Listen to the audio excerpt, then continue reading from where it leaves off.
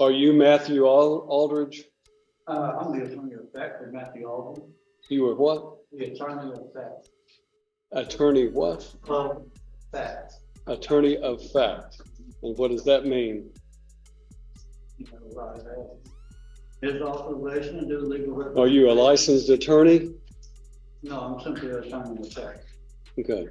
And does that mean you have a power of attorney? What is your name? What is your name? All right, everyone. Today's court hearing is something else. Got a man named Matthew Aldridger. At least that's the name on the paperwork. Person standing at the podium, though, is insisting he doesn't have a name and claims he's acting as the attorney of fact, which isn't even a recognized legal role. Like many sovereign citizens, he argues that the court has no authority over him. But here's the simple truth. Courts have jurisdiction over anyone within. There are regional exceptions. The judge isn't having it for a second. She sees right through it and delivers a firm and brilliant response that completely shuts him down. Let's take a look at how it all unfolds. Yes, sir. I don't have. You don't have a name? Pardon? I'm the attorney of fact for the respondent mayor. Well, let me explain to you. Only an attorney at law can stand in court and represent a criminal defendant. And to do so otherwise violates the criminal law statutes of the state of Tennessee and could land someone who attempts to represent themselves as an attorney at law in serious trouble. I understand what you're saying. I understand you're saying an attorney in fact. And what I want you to understand is that if you have a power of attorney, then you need to demonstrate that power of attorney. Do you have a legal document called a power of attorney? No, I do not at this time. Okay. Then you don't have any authority to act on behalf of Matthew Aldridge in this court.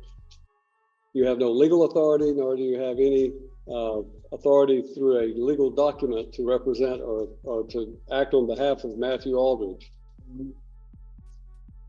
Why don't we court just let me file this document? Show it to the bailiff and he'll show it to me. Apparently there's a copy here. This guy claims to be an attorney of fact and tries to prove it by handing the judge a piece of paper quoting a made-up law. Real attorneys need a state license and must follow legal procedures. You can't just create your own rules. But sovereign citizens often try this, acting like they're above the law. Of course, it doesn't work. Courts follow real laws, not fantasy documents.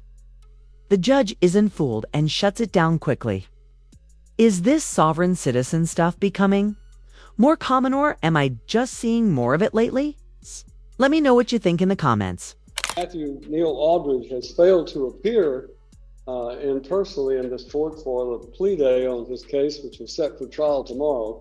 And as a result, you have no standing, sir, under what I know what you're trying to do is to try to use the sovereign citizen approach to this situation. And I'm simply telling you that you do not have the right to represent Matthew Neil Aldridge. If you are in fact Matthew Neil Aldridge, then you need to say so and stop this nonsense, because what you're attempting to do has no legal effect. You cannot challenge the criminal law or the jurisdiction of this court by simply filing some legal mumbo jumbo having to do with civil litigation.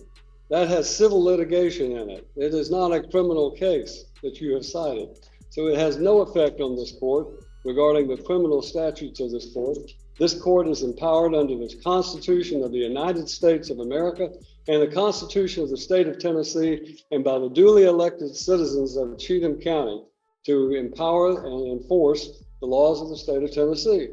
And that is what I'm going to do regarding Matthew Lynn Aldridge. Mr. Aldridge is set for today to appear in court personally on what we call our last plea day before his trial date tomorrow. Is that an Article 3 trial? To what? Will that be an Article 3 trial? A trial by jury with jury?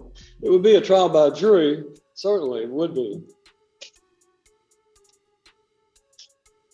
But I don't know who you are.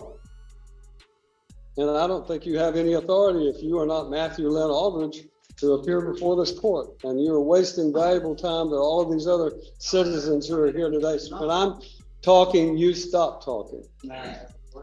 No, you will when I'm finished talking. You are wasting the court's time by doing this, and I'm just simply instructing you that if you are in fact Matthew Lynn Aldridge, then this is your last day to settle your case. The trial date is set for tomorrow, and unfortunately, it will not go forward because of the fact that I have a conflict and I have to be in Stewart County on a civil matter. So we're going to assign a new trial date for Matthew Lynn Aldridge. All right. To Matthew Aldridge and the individual standing before me whose name must not be altered. The judge handled this perfectly calm, clear, and completely in control.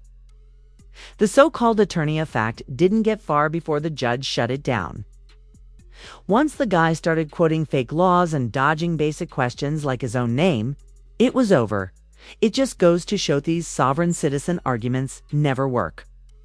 All they do is waste time. We will set a July 15th trial date for Mr. Aldridge. Whatever this document is that you have filed is in fact invalid because it does not cite any valid criminal statute, and therefore I'm denying whatever that might be in the way of a motion. The trial date will be July 15th. The last day for Mr. Aldridge to enter a plea or go to trial will be July the 8th. July the 8th. Now, we're going to give you a card. If you are in fact Matthew Aldridge and you're just playing games with the court regarding this nonsense that you filed, then you may get this card and you may go on about your business. If you are not Matthew Aldridge, then I would suggest to you, you relay to Mr. Aldridge that he must appear on July the 8th, or a bond revocation will take place, and his case will be will take place with him in jail, incarcerated on the 15th. That's the judgment of the court. You need to take your piece of paper and go on about your business. Sovereign citizens claim they're not bound by U.S. laws, often quoting terms like common law or the UCC without really knowing what they mean. But the truth is simple. Courts follow real established laws. Can't just opt out by saying you don't agree. Judges hear these arguments all the time and they never work. In the end, it just wastes the court's time and often leads to more trouble for the person making them. That's it for today's breakdown. If you enjoyed this video, don't forget to like, subscribe, and share your thoughts in the comments. Thanks for watching and take care.